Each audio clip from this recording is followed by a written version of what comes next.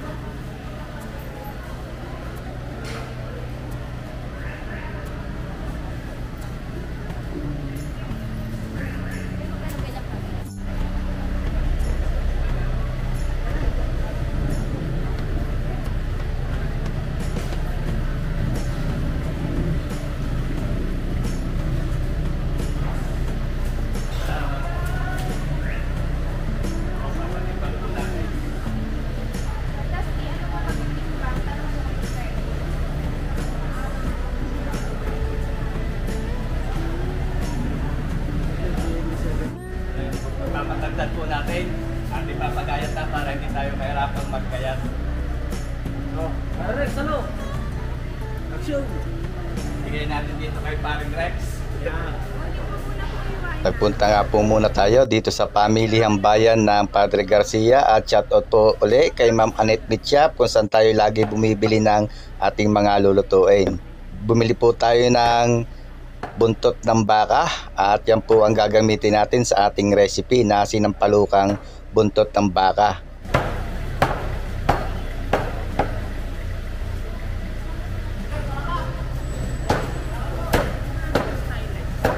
Mga ka-wonder, so ngayon po ay tutulong sa inyo kung paano natin lutuin yung sinampalukang buntot ng baka. Pagdating nga po ng bahay ay nag-umpisa na po tayo mag-shoot kung paano natin lulutuin yung buntot ng baka. Katulad po ng lagi natin ginagawa ay binablanching muna natin yan, pinakukuluan natin, saka natin tatapon yung unang kulo.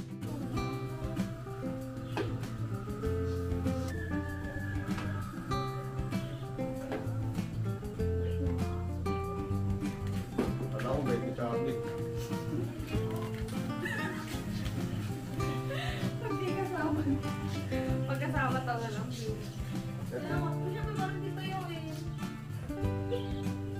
Po ay ating binablanching para matanggal yung impurities, yung mga dugo-dugo na nabubuhok.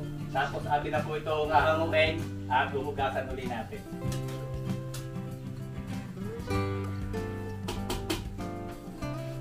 Okay ka tayo. Papakita natin na nilagay natin yan.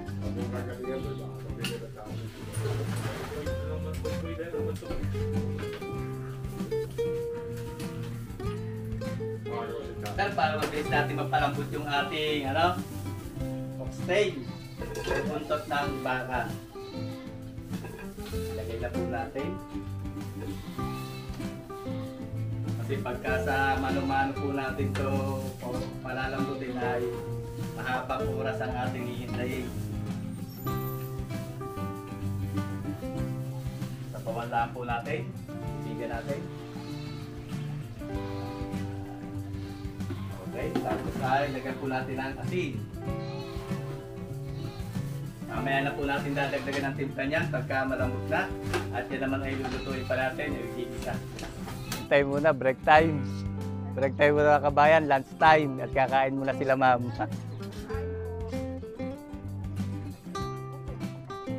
balatong. Sige po, sige po. Okay lang po.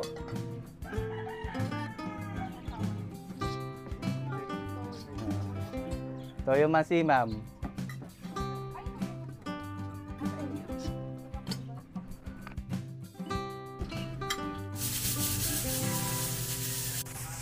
Mga kabayan, no, gumamit tayo ng natural na sampalok para sa I Wonder team.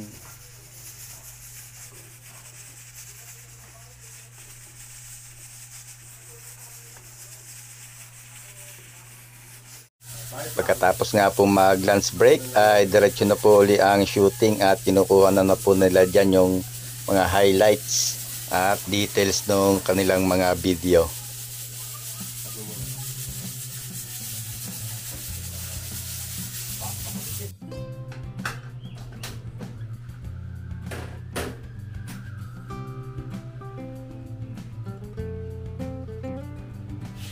Nag-umpisa na nga po tayo dyan mag-isa. Ginigisa po natin dyan yung sibuyas, bawang at kamatis. Saka po natin lalagay yung ating pinalambot na buntot ng baka.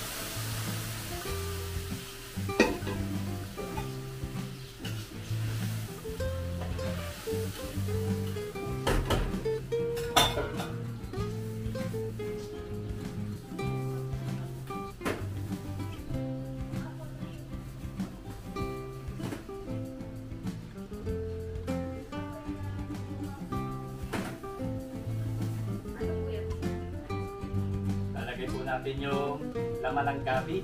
Ilagay na po natin para mapasama natin sa pagpapalambot. Para po mas masarap at medyo lumapot yung ating sabaw. Lagyan po natin ang laman ng gabi.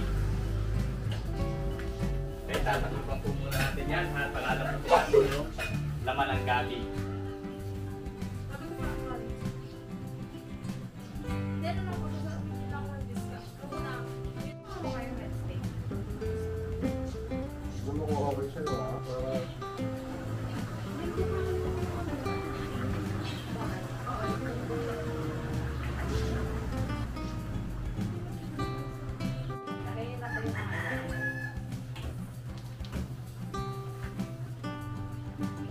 Nilagay nga po natin dyan yung katas ng pinakuluan natin na sampalok. Yan po ay sinala natin at yan po ang ginamit natin pampaasim dun sa ating sinampalukang buntot ng baka.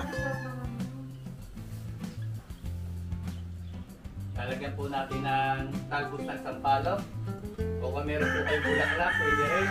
Dagdag aroma at pampasarap din po yung ating talbos ng sampalok. Yan.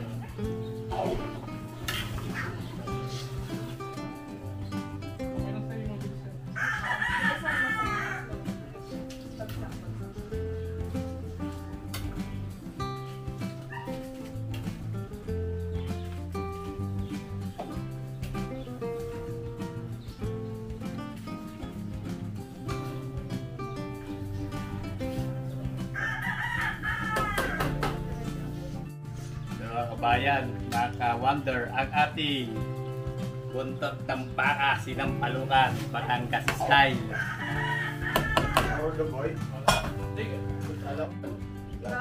Ibabaw mo yan, ibabaw mo yan. Tanggalin mo ito sa'yo. Patungan mo ng iba. Tapos ito dapat yung nasa ibabaw. Oo, yan. Lalagyan mo pa ng garlic and lime. Sige, lagyan mo.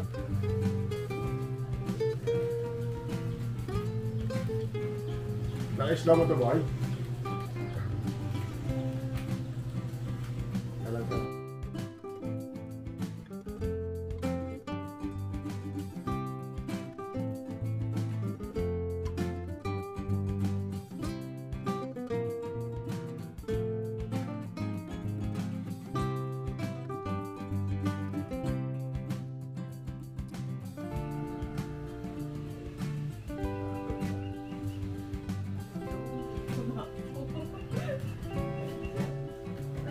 Magkarap. Ano na lang.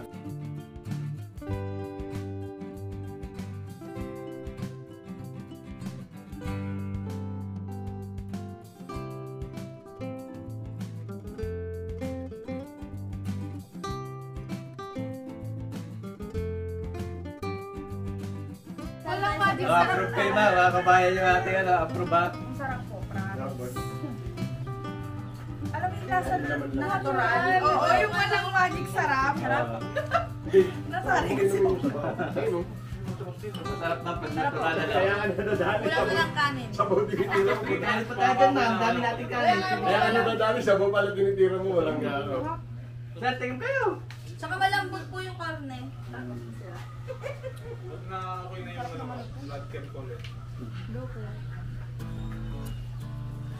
So, mga ka-wonder, nandito na yung ating subscriber, si Ma'am Melly. Ayan, at nandito na ma'am yung inyong paluto na sinampalukang buntot ng baka. Sana'y magustuhan nyo at si Ma'am po ay ilang beses na nating may pagluto. Ma'am, kwento niyo naman, kailan niyo po unang napanood si Sir? Sinabi niyo po sa kanya. Napanood ko po siya after pandemic. Then after that, nag-ano na po ako sa kanya. Nagtanong na po ako sa kanya na kung pwede akong makapag-order once na kailangan ko. Kasi po, yung lutong Batangas, yun po ang paborito namin talaga. It so happen na yung mga lutuin niya, yun ang po ang aming mga paborito. Thank you, ma'am. At maraming pong salamat kay Ma'am Melly Hiwatig ng Padre Garcia, solid subscriber po natin. Shoutout po sa inyo ma'am, ingat po palagi at God bless po sa inyo. Salamat po sa pagpapaunlak na kayo maimbita dito sa ginawa naming shooting ng taga GMA 7 para sa programa na I Wonder. So sana po ay abangan nyo ang paglabas ko sa programa na I Wonder. At maraming po uling salamat sa inyong lahat mga kabayan. Ingat po palagi tayong lahat at God bless po sa ating lahat. Salamat din po sa program researcher at kay ma'am na segment producer ng GMA. Napakabait po nila, napakasimple ang pagtrato. So hanggang dito na lang tayo mga kabayan. God bless po sa ating lahat at sana po ay magkita-kita tayo uli sa susunod ko pang mga videos.